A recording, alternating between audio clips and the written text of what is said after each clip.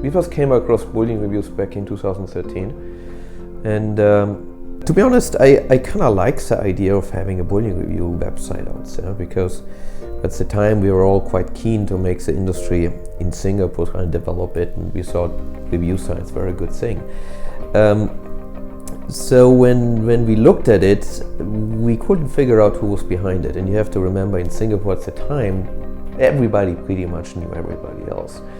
So, and there wasn't any contact information. I first heard about Bullion Reviews when I was working at Silver AG, which is a small shop in Singapore, and we were ranked number 2 according to Bullion Reviews. And I thought, hey, that's pretty awesome. You know, we're just a small shop and we're ranked number 2 and we're beating out some of the bigger shops. I was searching the website and I came across bullionreviews.com.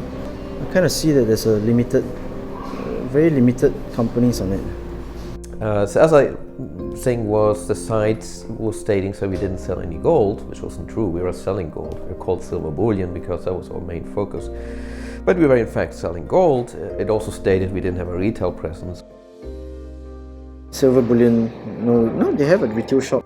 Depends a little bit how you define retail presence, but we were pretty much the biggest seller of silver in Singapore on a retail basis. So we kind of thought we should, contact Bullion Reviews and correct these 2 inaccuracies, which we did, but the things never really got corrected, or we never really got an answer to these things. But nonetheless, we're number 2, and I was motivated, and I wanted to maintain our number 2 ranking on that website. So, you do more marketing, you do more interactive things, you try to present more information to people, and so, started doing news articles, blog posts, and all of these things. And so I went ahead and contacted Bullion Reviews and let them know through email that, hey, you need to update your review website, because you're saying we don't have these things. You're saying we don't take in sellbacks. It shows here it doesn't buy gold and silver.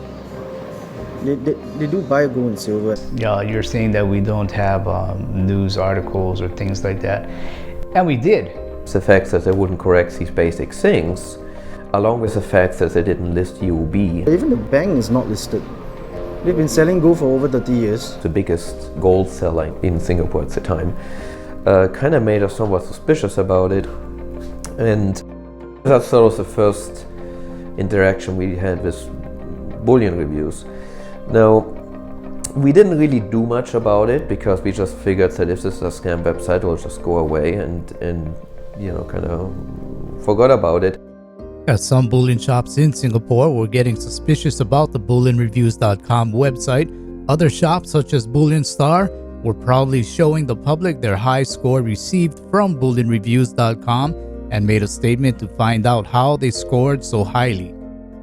The next interaction we had with it was when we received an anonymous email from somebody who claimed that he was an ex-Bullion Star employee, and said, hey, Bullion Star is actually behind this, I just thought to let you know.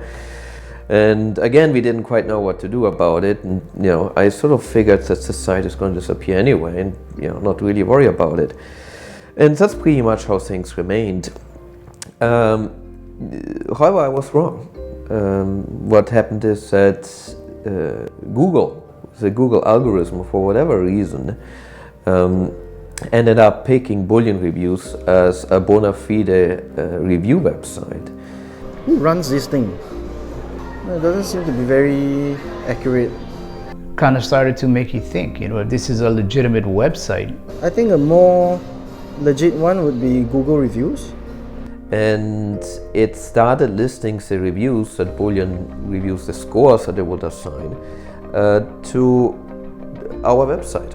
And if you go, for example, look up Silver Bullion or any other dealer at the time, suddenly you would have Google review, for example. In our case, we had a 4.9 out of 5 stars. And then next to it would be a Bullion Reviews review, which would say 6 points out of 10. And now that's what really Google essentially gave Bullion Reviews a lot of credibility. If you were living outside of Singapore, a picture was painted that a lot of shops didn't offer this or didn't offer that. So whereas in Singapore, I think it didn't have much credibility because the people sort of had an inkling about these things. The international reviewer, the international person looking at it, now suddenly was pointed from by Google to Bullion Reviews being a bona fide sort of review website, and that's really what changed things. One company again was proudly sharing the award they received on their Facebook page from bullionreviews.com. Is there some sort of agenda behind Bullion Reviews? Is it not an unbiased website as I first thought? And over time, yeah, my answer was it's not that. Where we started saying, hey, it quite looks to us as this is not a bona fide site. Now it's being given so much credibility through its ranking in Google. So we should look at this more closely, and we did. If you go back to the 2013 timeframe when this all started, you would find that the person who registered Bullion Reviews is a person called Floriano. And Floriano, if you go to her LinkedIn, actually happened to be an employee of Bullion Star doing the web design for Bullion Star. Floriano Solejon, an employee of Bullion Star from January of 2012 to June of 2014, was also the administrator for bullionreviews.com during his employment at Bullion Star, as shown in a Who Is record.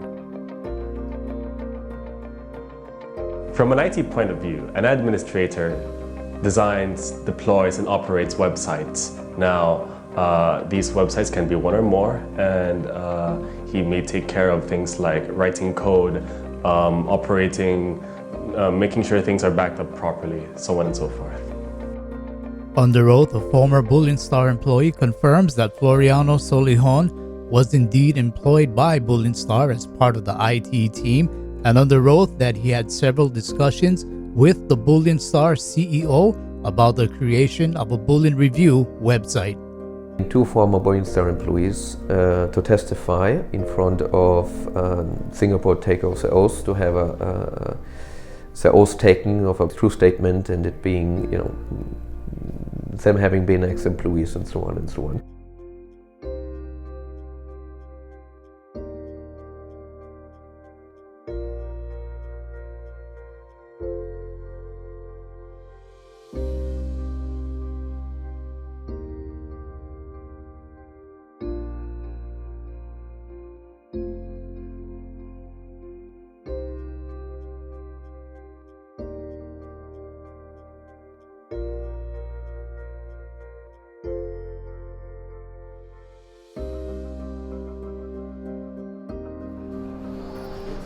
It's a marketing tool.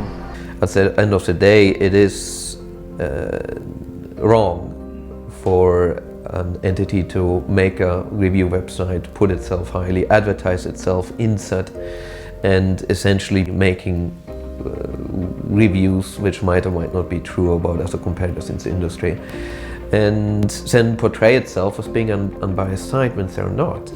We can basically link Bullion Star to being the entity which ran Bullion Reviews.